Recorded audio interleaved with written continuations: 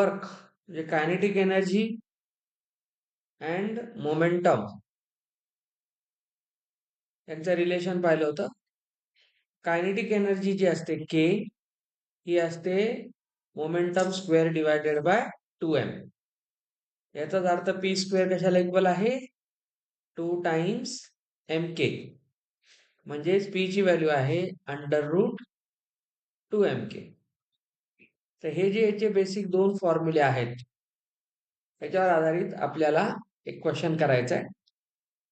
मग आपण work energy theorem कडे जाणार. चला इथे आपल्याकडे क्वेश्चन आता असा आहे, तुम्हाला ट्राय करायचा आहे. आपल्याकडे दोन बॉडीज आहेत ए अँड बी. त्यांच्या मासेसचा रेशो तो आहे 3:1. अँड हे दोन्ही जे मासेस आहेत यांची जी कायनेटिक एनर्जी आहे,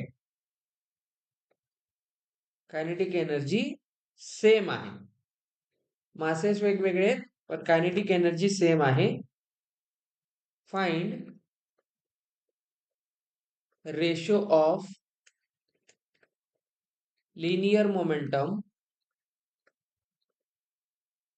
momentum of B that of A. तर B चा रेशो A सोबत मोमेंटमचा काय असेल? ट्राय दिस. मासेसचा रेशो दिलेला आहे बघा, इथं आहे लेट m1:m2. हा रेशो 3:1 दिलेला आहे. ठीक आहे. आता आपल्याला कायनेटिक एनर्जी सेम दिलेली आहे, म्हणजे पहिल्याची आणि दुसऱ्याची कायनेटिक एनर्जी इक्वल आहे. आपल्याला त्याचं रिलेशन मोमेंटम सोबत काढायचंय. तर K1 ला काय लिहाल P1 चा स्क्वेअर बाय 2m1. ठीक आहे, बघा हा फॉर्म्युला आहे. आणि K2 ला लिहाल P2 स्क्वेअर अपॉन 2m2. संपला क्वेश्चन. बघा हे 2 कॅन्सल होतील, मास वेगवेगळे कॅन्सल करू नका, हे पण वेगवेगळे. तर आपल्याला P1 चा स्क्वेअर बाय P2 चा स्क्वेअर ही व्हॅल्यू काय येणार आहे? P1 सोबत कोण आहे m2 आहे, तर इथे m2 येईल. बघा दिसते P1 स्क्वेअरच्या क्रॉस मध्ये m2 आहे आणि P2 सोबत m1 आहे. आता याला तुम्हाला काय विचारलेलं आहे त्यांनी? बी दॅट ऑफ ए. तर आधी आपल्याला बी चा रेशो घ्यावा लागेल. म्हणजे तुम्हाला आधी कोणता घ्यावा लागेल P2 स्क्वेअर आणि मग P1 स्क्वेअर. ते उलट होईल, वर m2 जाईल खाली m1 होईल. तर आपल्याला घ्यायचा स्क्वेअर रूट. तर P1 by P2 in the under root m2 by m1. आता m2 आहे 1 आणि m1 आहे 3. तर लिनियर मोमेंटमचा जो रेशो आहे तो 2 चा 1 सोबत, इथं 1 केलंय, सेकंडचा फर्स्ट सोबत म्हणजे बी चा ए सोबत. तर momentum of B is to momentum of A is 1 by √3. असं काढावं लागतं याच्यात. तर या क्वेश्चन्सला फक्त तुम्हाला या फॉर्म्युल्यानं अरेंज करता आलं पाहिजे. चला नेक्स्ट घ्या. Kinetic energy of a particle is increased by 300%. Find percent increase in momentum. शिकून तरी घ्या. आता कायनेटिक एनर्जी 300% वाढवली. चला आपण मानू let kinetic energy be K. It is increased by आहे, ट्रिपल केली म्हणलं नाही, वाढवली, प्लस झाली, इन्क्रीज बाय 300%. म्हणून आपण काय म्हणू, न्यू कायनेटिक एनर्जी काय होईल? न्यू कायनेटिक एनर्जी चला के डॅश म्हणा. तर नवीन कायनेटिक एनर्जी काय आहे? पहिल्या कायनेटिक एनर्जीला 300 टाइम्स म्हणजे 3 टाइम्स केला आपण. के मध्ये 3k ऍड केला. तर नवीन कायनेटिक एनर्जी किती झाली? 4k. ठीक आहे, 4k झाली. चला, नवीन कायनेटिक एनर्जी घ्या 4 आणि के ची व्हॅल्यू काय असते? Half mv². त्याच्यावरून तुम्हाला बघा, हा ह्याला डिवाइड करेल, तर नवीन कायनेटिक एनर्जी किती आली? 2mv². आता कायनेटिक एनर्जी नवीन आहे बघा इथे. तर नवीन कायनेटिक एनर्जी कशावर डिपेंड असेल? नवीन व्हेलॉसिटीवर. मास तर फिक्स आहे. तर याला तुम्ही काय लिहाल? Half m. बघा इथं तुम्ही v डॅश चा स्क्वेअर म्हणा, नवीन व्हेलॉसिटी घ्या. ही कशाला इक्वल असेल मग? 2mv² ला. तर इथून m कॅन्सल होईल, हा 2 इकडे पाठवा. तर बघा, जी नवीन व्हेलॉसिटी आहे v डॅश स्क्वेअर, ही किती आहे? 2 इकडे जाऊ 4v² आहे. तर स्क्वेअर रूट घ्या, तर नवीन व्हेलॉसिटी किती असेल? 2v. स्क्वेअर रूट घेतल्यामुळे आता ही न्यू व्हेलॉसिटी आली. चला, मोमेंटम काय असेल? पहिलं मोमेंटम p किती असेल? mv. ठीक आहे, हे ओरिजिनल आहे. न्यू मोमेंटम काय होईल? p dash. p डॅश कशावर डिपेंड आहे? नवीन व्हेलॉसिटीवर. तर तो काय होईल? mv dash. कळलं? mv dash. आणि v डॅश किती आहे? 2v आहे. तर m इंटू 2v. तर 2mv काय झालं? नवीन मोमेंटम झालं. मग सांगा बरं, पहिलं मोमेंटम आणि नवीन मोमेंटम कितीचा डिफरन्स आहे? कारण तुम्हाला इन्क्रीज विचारले, तर आपण काढू शकतो पर्सेंटेज इन्क्रीज इन मोमेंटम. कसा काढतात? ओरिजिनल मोमेंटम किती होतं? mv. त्याच्यामध्ये कितीचा चेंज झाला? New minus old. हा चेंज आहे, त्याला इंटू काय करा? 100. तर झालं बघा, वर राहिला mv, खाली mv. हा mv कॅन्सल, इथं 1. म्हणजे मोमेंटम किती इन्क्रीज झालं? 100%. तर काहीच केलं नाही आपण. पहिल्या कायनेटिक एनर्जीला 3 टाइम्स करून 4k आणलं. त्याच्यावरून आपण नवीन कायनेटिक एनर्जी काढली 2mv². याच्यावरून आपण काय काढलं? नवीन व्हेलॉसिटी काढली 2v.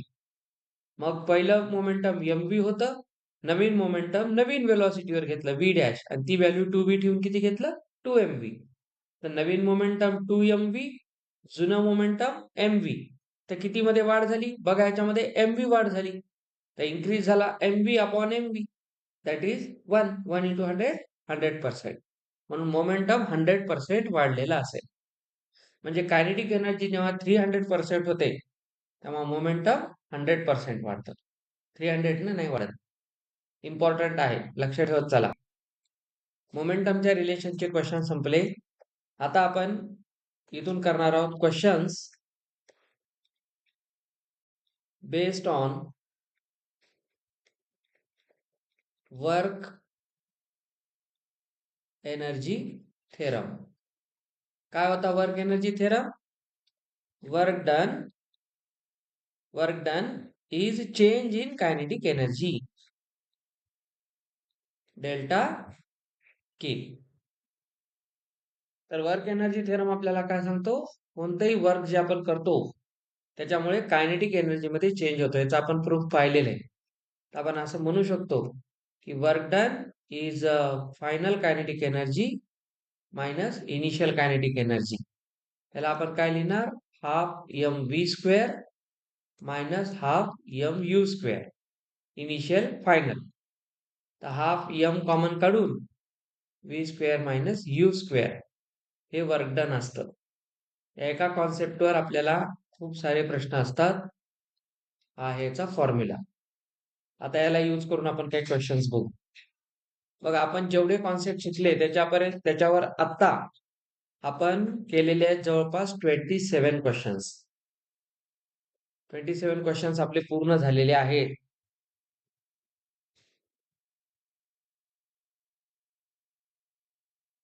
चला, आता इथे एक तुम्हाला प्रश्न दिला जाईल. हम्म. Yeah, question. Particle of mass m moves with velocity v is equal to a root x.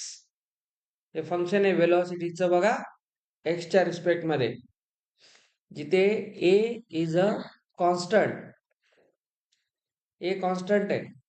तर आपल्याला विचारले find the total work done by all the forces during displacement from x is equal to 0 to x is equal to d. बघा velocity दिली, डिस्प्लेसमेंटचं limit दिलेलं आहे. तर velocity आणि displacement वरून वर्क डन काढायचंय. तर वेलॉसिटी वरून डिस्प्लेसमेंट दिल्यावर वर्क डन काढताना वर्क एनर्जी थेरम लावतात. करा ट्राय. या क्वेश्चन मध्ये तुम्हाला काय लॉजिक लावायचंय बघा, डिस्प्लेसमेंट 2 दिलेत, आपल्याकडे आहे वेलॉसिटीचं फंक्शन ए रूट एक्स, हे दिलेलं आहे गिवन. आता आपल्याला काय म्हणले की एक्स झिरो आहे एकदा एक्स डी आहे. बघा ऍट एक्स झिरो व्ही काय होईल, ए रूट झिरो होईल. म्हणजे तुमची जी पहिली इनिशियल वेलॉसिटी असेल असं समजा, ती किती होऊन जाईल, झिरो. एक्स झिरो झाला तेव्हा व्ही वन झिरो होईल. आणि जेव्हा एक्स डी असेल तेव्हा तुमचा व्ही टू काय असेल, ए रूट डी. ठीक आहे, कारण एक्सच्या 2 व्हॅल्यू आहेत. तर बघा इनिशियल व्हेलॉसिटी, चला याला आय म्हणा, याला एफ म्हणा, फायनल व्हेलॉसिटी झाला. आता तुम्हाला काय काढायचं, work done. Work is change in kinetic energy. Work energy theorem लावा, half m v final square half m v initial square.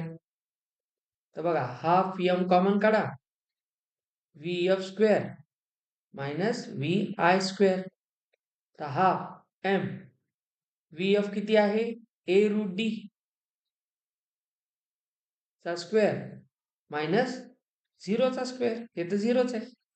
संपला क्वेश्चन. हे हाफ एम ए चा स्क्वेअर होईल इथं, आणि रूट डी चा स्क्वेअर काय होतो, D. So work done is half M A square D joule. असं चालावं लागेल. चला next.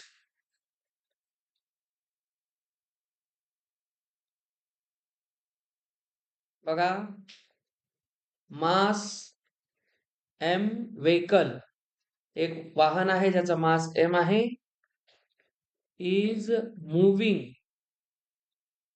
In x direction with constant speed. ठीक आहे, कॉन्स्टंट स्पीडने एक व्हेकल जात आहे. इट हॅज रिटार्डिंग फोर्स, त्याच्यावर एक रिटार्डिंग फोर्स एफ लागतो -0.1 एक्स. तेव्हा अशा सेम टाईपचा क्वेश्चन आता जेई मेन्सला होता 25 ला. हा एक रिटार्डिंग फोर्स लागला ड्युरिंग ट्रॅव्हल फ्रॉम, हा कसा चालू लागला, x is equal to 20 metre पासून x is equal to 30 metre. हे त्याच्या डिस्प्लेसमेंटच्या लिमिट्स आहेत. Find change in its kinetic energy. एवढे क्वेश्चन केल्यावर आलं पाहिजे. ऐका पहा आता, चला आता इथे बघा तुम्हाला काय विचारलेलं आहे, चेंज इन कायनेटिक एनर्जी. हा तेच येते ना मग के एफ मायनस. तुम्हाला काय माहितीये formula, work done is change in kinetic energy. तुम्हाला विचारले काय, चेंज काढायचं काय मग? Work done. आणि वर्क काय असते? सर वर्क असते integration of F D x. आणि हेच कोण आहे तुमचं? चेंज इन कायनेटिक एनर्जी आहे. तर हे तुम्हाला एम व्ही, तुम्ही इथं एम एन व्ही काढत बसला असतात. हा इंटिग्रेशन एफचं करायचं. आता एफ किती आहे? मायनसला बाहेर काढा, मायनसला बाहेर काढा, 0.1 ला बाहेर काढा. हे पहा फंक्शन, एक मिनिट इकडे बघा. फोर्सचं जे फंक्शन आहे, इकडे पहा. नाही वेळ दिलाच होता तुम्हाला. चला किती आलं सांगा? करेक्ट आहे, 100% आलं. हा आता इथे तुम्हाला -0.1 बाहेर काढा. फंक्शन आहे एक्स. आता आपल्याला एक्स ला इंटिग्रेट करायचंय एक्सच्या रिस्पेक्ट मध्ये. एक्स 22 जाणार आहे. इकडे लावा इंटिग्रेशन आणि हे डायरेक्ट आपल्याला आन्सर देईल.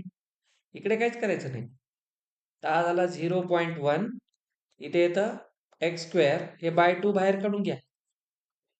त्यालाही बाहेरच ठेवा.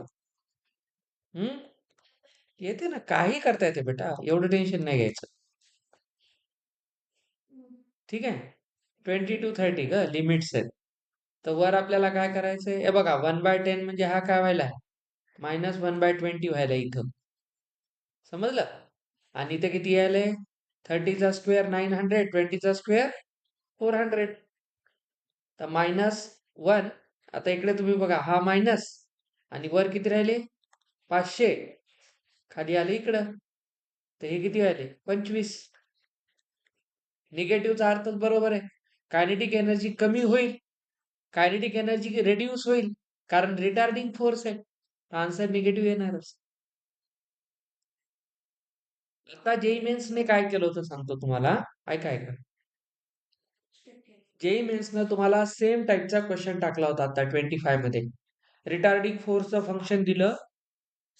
त्यांनी काय म्हणलंय? F is equal to K x म्हणून दिलं. के ची व्हॅल्यू 10 न्यूटन देऊन टाकली. आपलं 10 देऊन टाकली. म्हणजे त्यांनी ऍक्च्युली ह्याला काय केलं? 10x करून टाकलं. आणि मग त्यांनी काय केलं? व्ही वगैरे न देता ऍक्सेलरेशन दिलं. थोडस त्यांनी आपण जे ए ला काय लिहितो आठवा? ऍक्सेलरेशनला v dv by d x याचा यूज करायला लावला. क्वेश्चन सेम होता. क्वेश्चन सेम होता. अशा टाईपमध्ये विचारतात खूप जास्त. नाही नाही, क्वेश्चन वेगळा, टाईप ही असते. -25. अरे वर्क आला म्हणजे कोण आहे? Work done is equal to change in kinetic energy. आणि तुम्हाला विचारले चेंज इन कायनेटिक एनर्जी. हा, हे असं तर फिरलं पाहिजे क्वेश्चन. हा, एक या टाईप मध्ये घ्या अजून.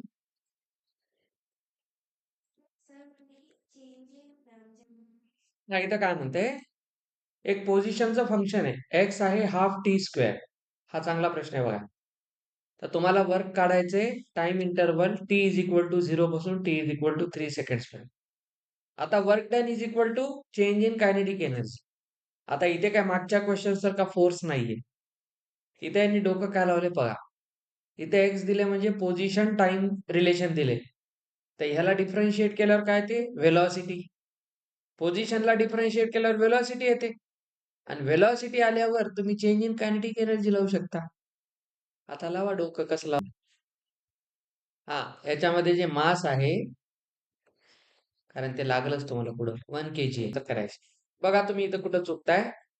या क्वेश्चन मध्ये तुम्ही टाइम दिल्यानंतर आपण कन्फ्युज होणार, याला कुठे यूज करायचं. तर आधी बघा, आपल्याकडे पोझिशनचं फंक्शन आहे. काय दिलेलं आहे? ½ t². तर आपण ह्याला काय करू? dx/dt करू. तर हाफ आहे आणि t² ला काय लिहिता येते? 2t. तर बघा इथून 2 कॅन्सल होतो. dx/dt काय झालं? dx/dt झालं v. तर v कशाला इक्वल आलं? t ला. आता बघा t, इकडे बघा बेटा, t जेव्हा 0 होईल, हा